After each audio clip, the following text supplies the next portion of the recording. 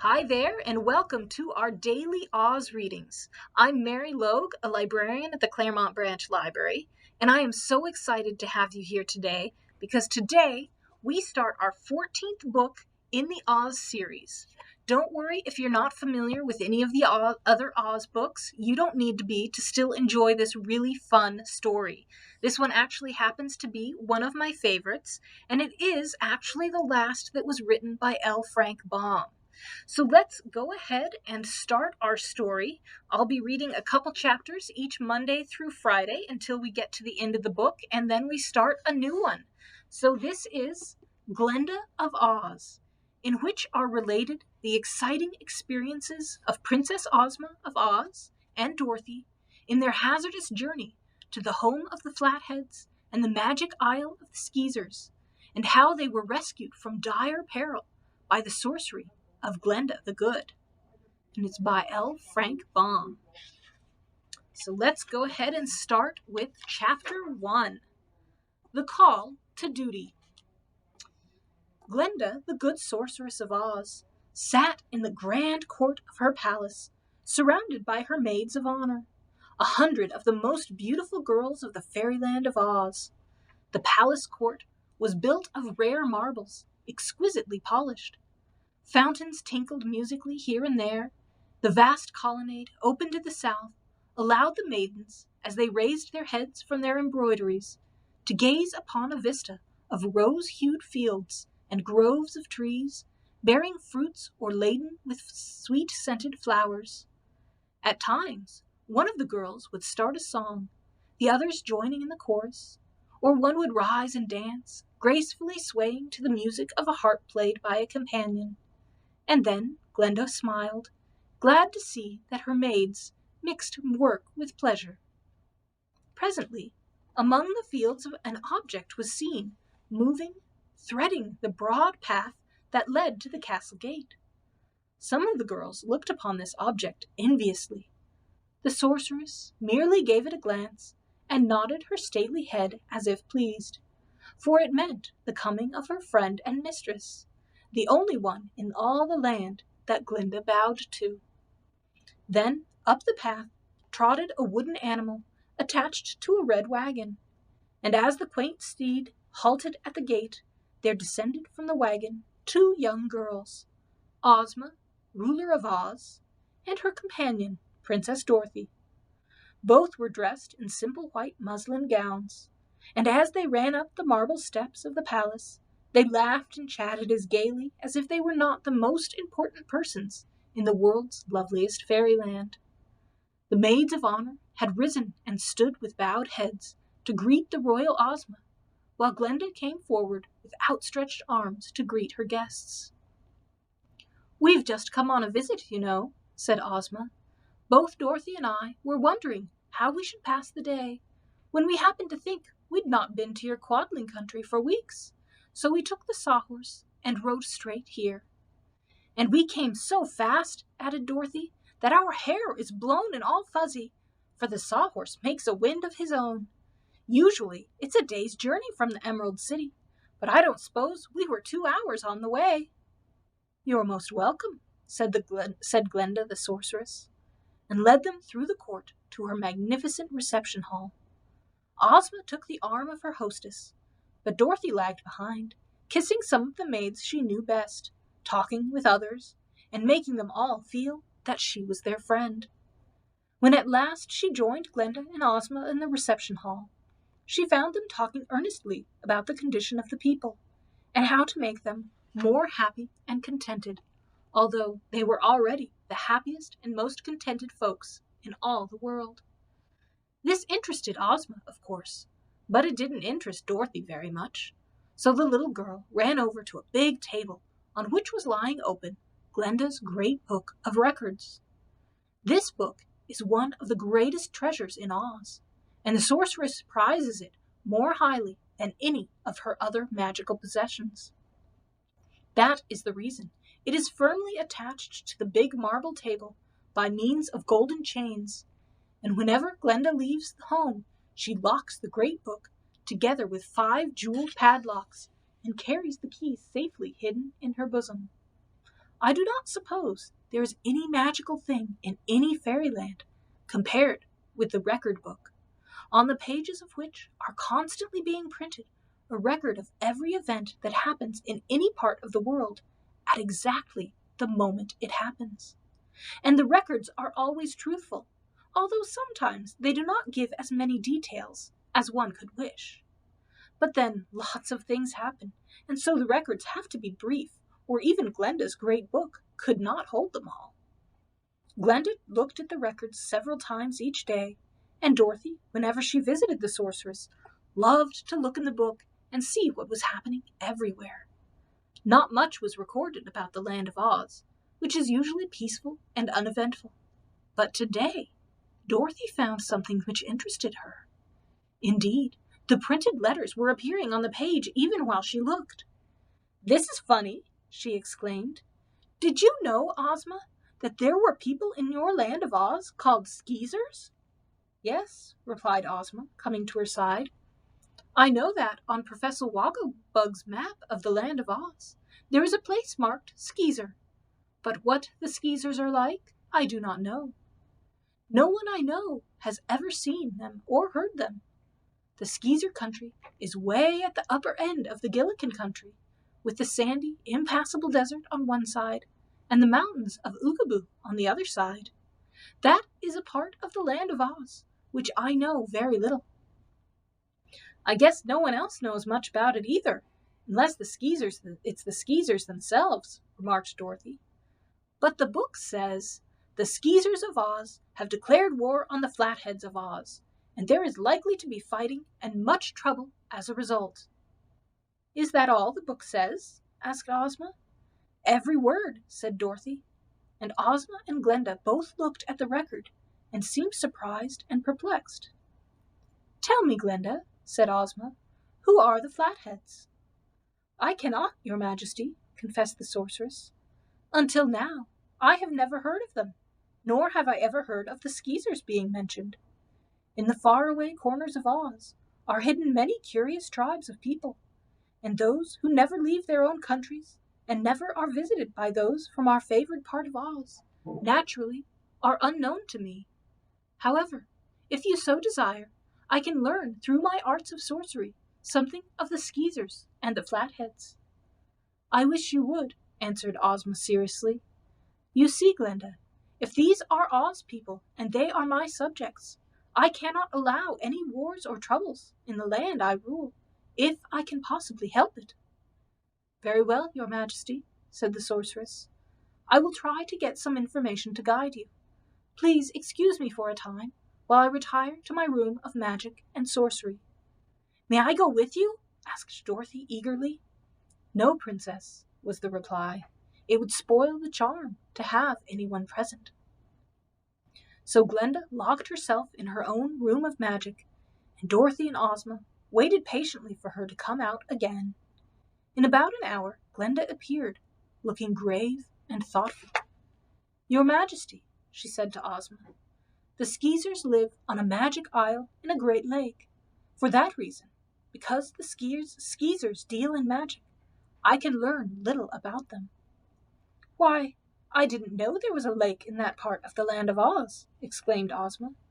"The map shows a river running through the Skeezer country, but no lake." "That is because the person who made the map had never visited that part of the country," explained the sorceress.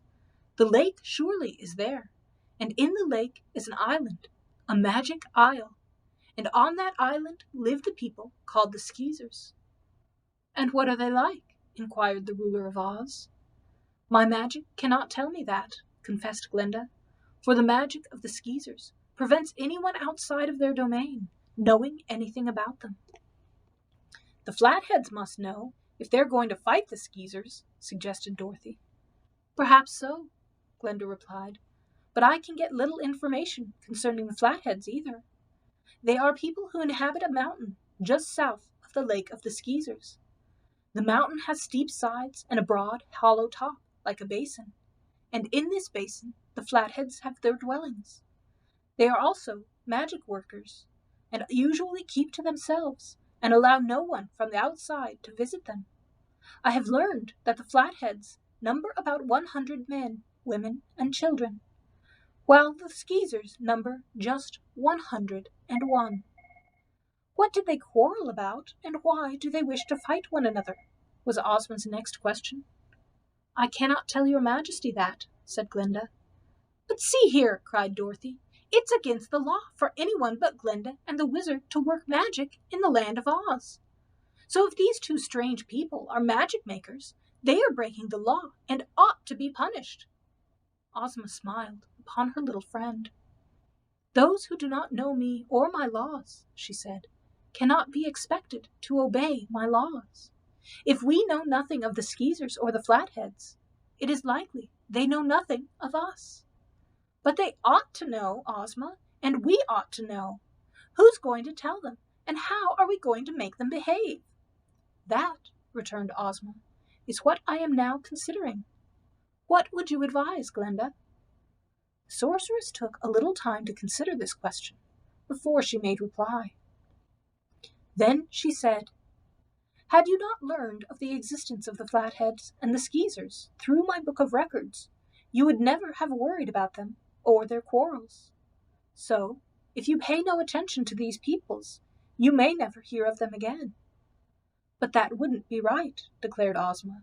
I am ruler of all the land of Oz, which includes the Gillikin country, the Quadling country, the Winkie country, and the Munchkin country, as well as the Emerald City.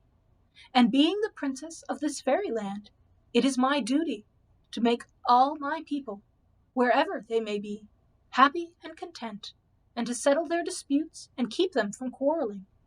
So while the Skeezers and the Flatheads may not know of me, or that I am their lawful ruler, I know that they inhabit my kingdom and are my subjects.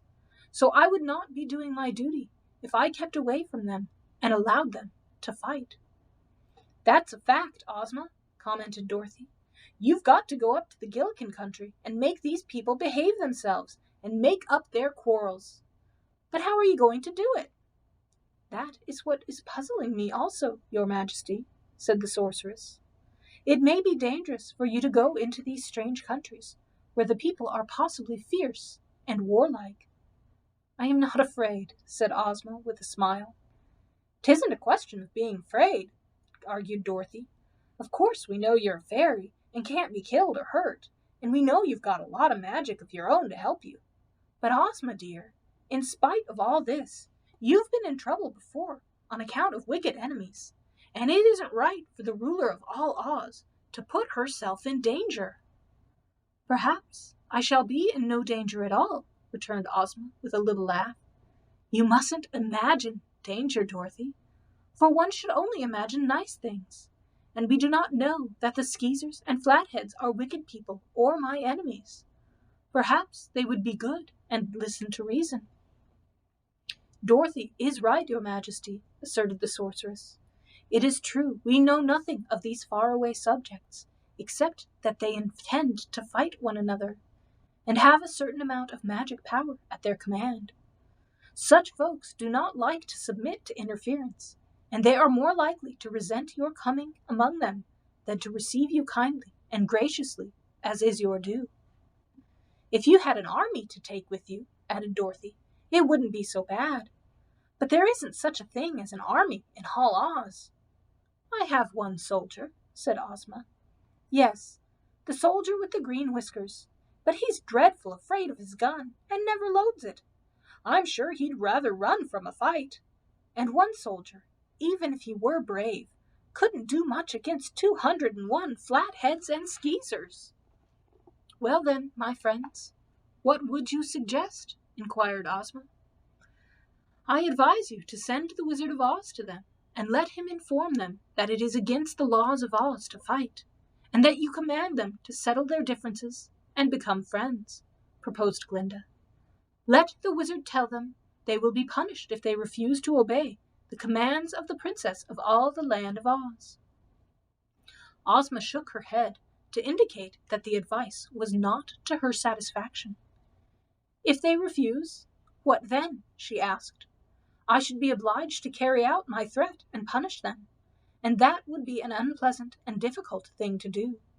I am sure it would be better for me to go peacefully, without an army, and armed only with my authority as ruler, to plead with them to obey me. Then, if they prove obstinate, I could resort to other means to win their obedience." "It's a ticklish thing, anyhow you look at it," sighed Dorothy. "I'm sorry now that I noticed it in the great record book." But can't you realize, my dear, that I must do my duty now that I am aware of this trouble?" asked Ozma. "I am fully determined to go at once to the magic Isle of the Skeezers, and to the enchanted mountain of the Flatheads, and prevent war and strife between their inhabitants. The only question to decide is whether it is better for me to go alone, or to assemble a party of my friends and loyal supporters to accompany me." "If you go, I want to go too," declared Dorothy. "Whatever happens, it's going to be fun, 'cause all excitement is fun, and I wouldn't miss it for the world."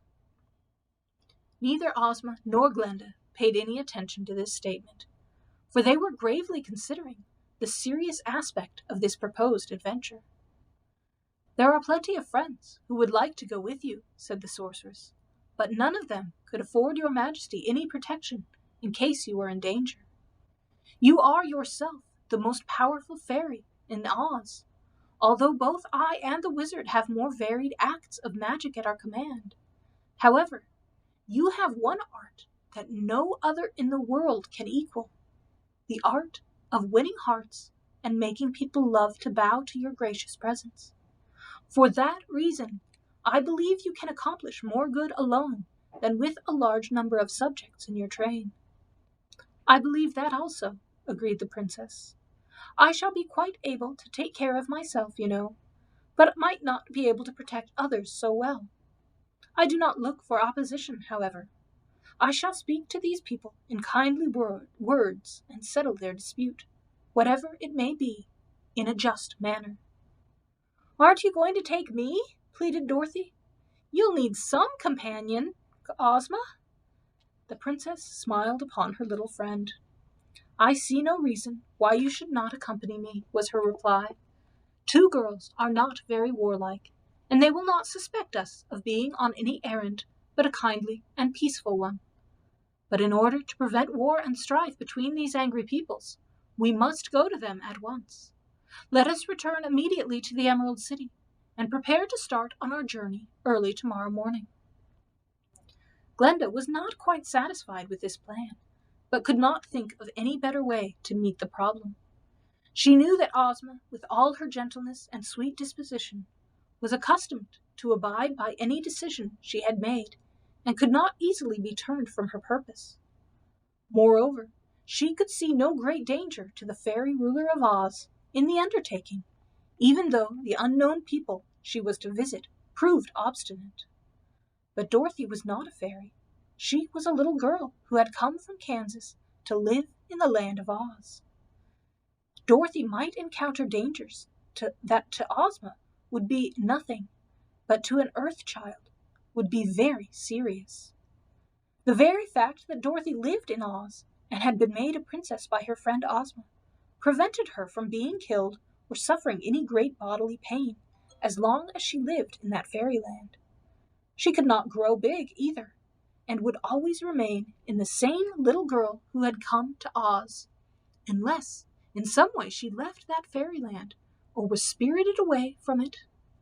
But Dorothy was a mortal nevertheless, and might possibly be destroyed or hidden where none of her friends could ever find her. She could, for instance, be cut into pieces, and the pieces, while still alive and free from pain, could be widely scattered. Or she might be buried deep underground, or destroyed in other ways by evil magicians, were she not properly protected. These facts Glenda was considering while she paced with stately tread her marble hall. Finally, the good sorceress paused and drew a ring from her finger, handing it to Dorothy. "Wear this ring constantly until your return," she said to the girl. "If serious danger threatens you, turn the ring around on your finger once to the right and another turn to the left. That will ring the alarm bell in my palace, and I will at once come to your rescue. but do not use the ring unless you are actually in danger of destruction. While you remain with Princess Osma, I believe she will be able to protect you from all lesser ills." "Thank you, Glenda," responded Dorothy gratefully as she placed the ring on her finger. "I'm going to wear my magic belt, which I took from the Gnome King, too, so I guess I'll be safe from anything the Skeezers and the Flatheads try to do to me." Ozma had many arrangements to make before she could leave her throne and her palace in the Emerald City, even for a trip of a few days. So she bade goodbye to Glenda, and with Dorothy climbed into the red wagon. A word to the wooden sawhorse started that astonishing creature on the return journey, and so swiftly did he run that Dorothy was unable to talk or do anything but hold tight to her seat all the way back to the Emerald City. Chapter 2. Ozma and Dorothy. Residing in Ozma's palace at this time was a live scarecrow, a most remarkable and intelligent creature who had once ruled the land of Oz for a brief period and was much loved and respected by all the people. Once a Munchkin farmer had stuffed an old suit of clothes with straw and put stuffed boots on the feet and used a pair of stuffed cotton gloves for hands. The head of the scarecrow was a stuffed sack fastened to the body, with eyes, nose, mouth, and ears painted on the sack. When a hat had been put on the head, the thing was a good imitation of a man. The farmer placed the scarecrow on a pole in his cornfield, and it came to life in a curious manner. Dorothy, who was passing by the field, was hailed by the live scarecrow and lifted him off his pole. He then went to the Emerald City, where the Wizard of Oz gave him some excellent brains, and the scarecrow soon became an important personage.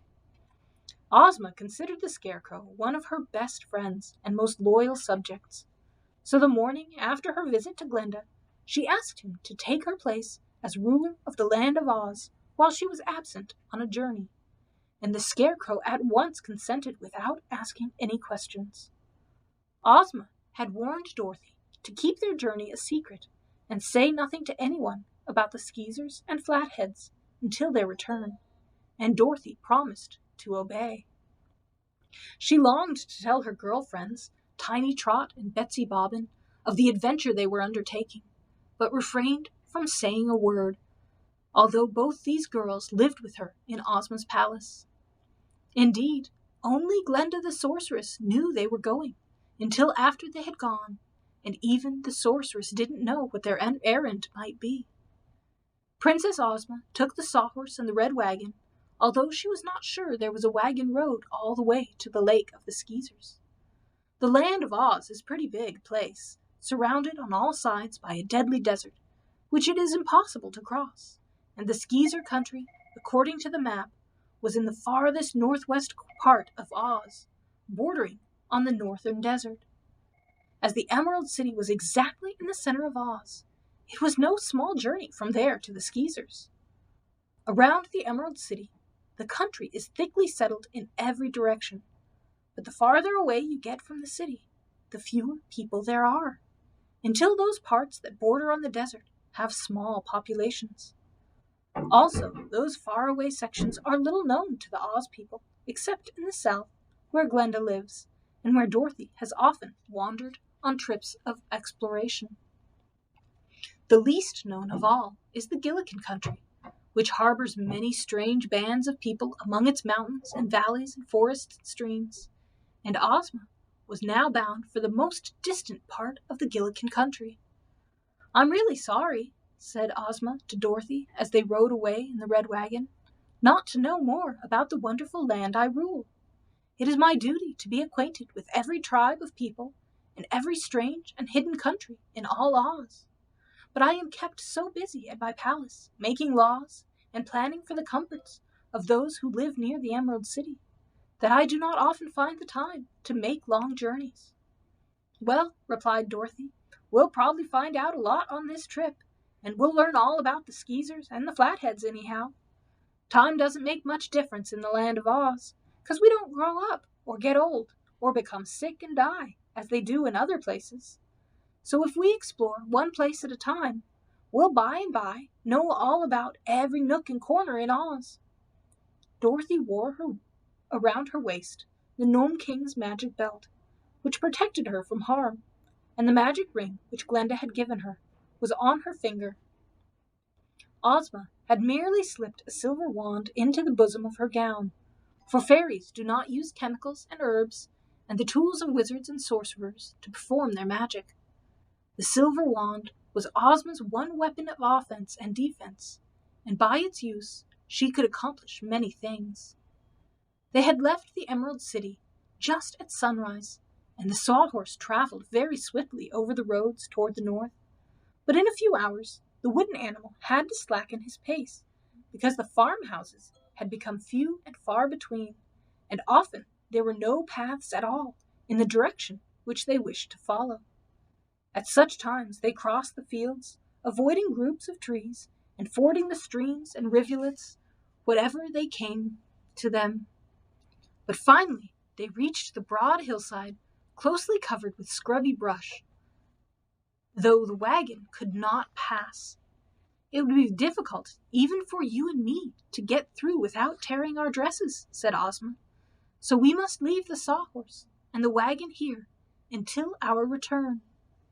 "That's all right," Dorothy replied. "I'm tired of riding anyhow. Do you suppose, Ozma, we're anywhere near the Skeezer country?" "I cannot tell, Dorothy dear, but I know we've been going the right direction, so we are sure to find it in time."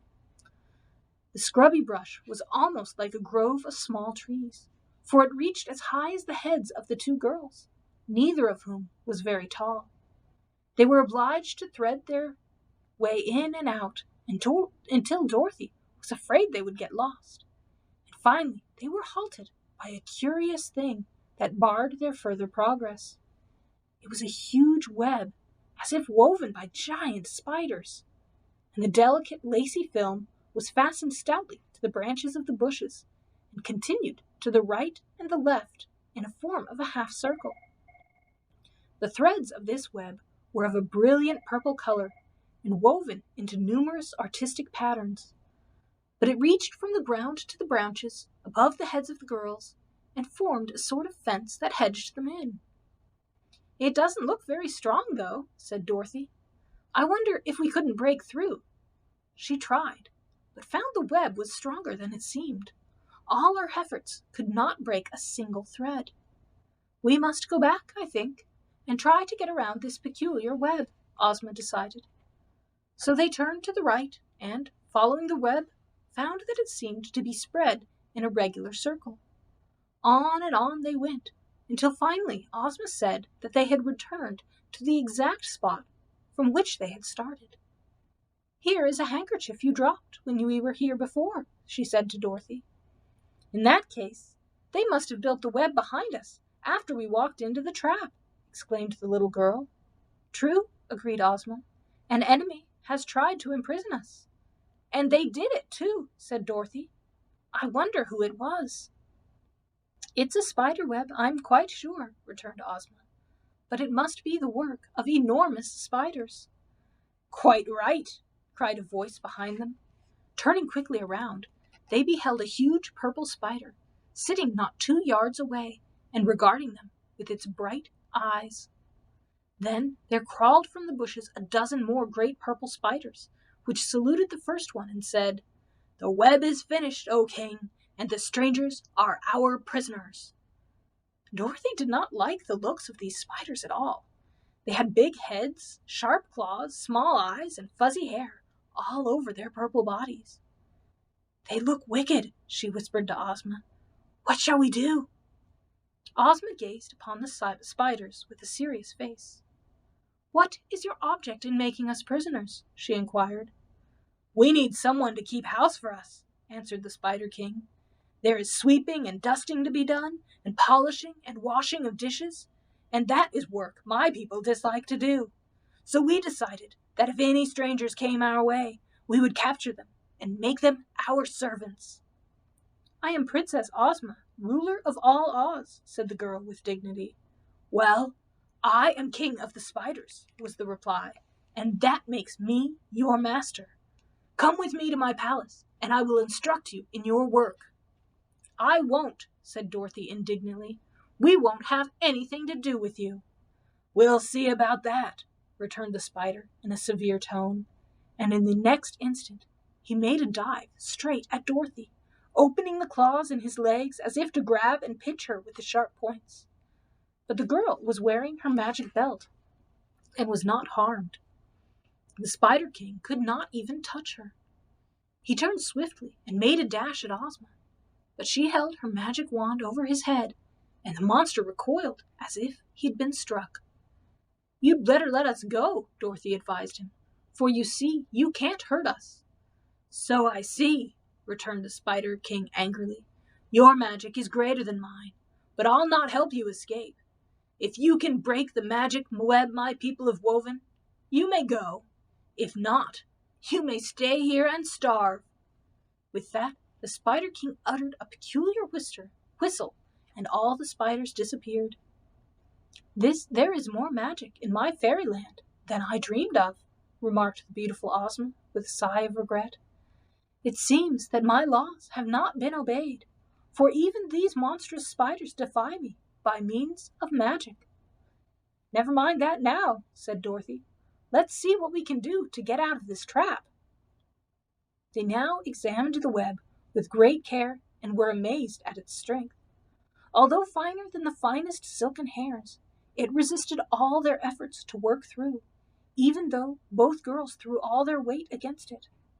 "We must find some instrument which will cut the threads of the web," said Ozma finally. "Let us look about for such a tool." So they wandered among the bushes and finally came to a shallow pool of water formed by a bubbling spring.